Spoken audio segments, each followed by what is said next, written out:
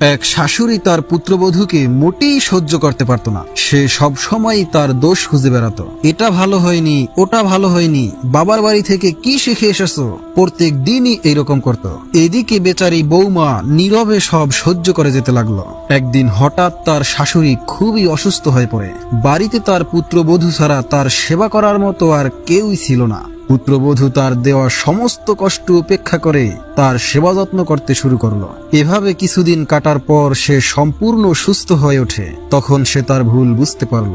সে তখন তার বৌমাকে জড়িয়ে ধরে বলে, মা, তোমার যত্ন আর মমতায় আমি এত দ্রুত সুস্থ হয়ে উঠলাম। তুমি শুধু আমার বৌমা নয়, তুমি আমার মেয়ে। এক শাশুড়ি তার পুত্রবধূকে মোটেই সহ্য করতে পারত না। সে সব সময় তার দোষ খুঁজে বেড়াতো। এটা ভালো হয়নি, ওটা ভালো হয়নি, বাবার বাড়ি থেকে কি শিখে এসেছো, প্রত্যেক দিনই এইরকম করত। এদিকে বেচারি বৌমা নীরবে সব সহ্য করে যেতে লাগলো।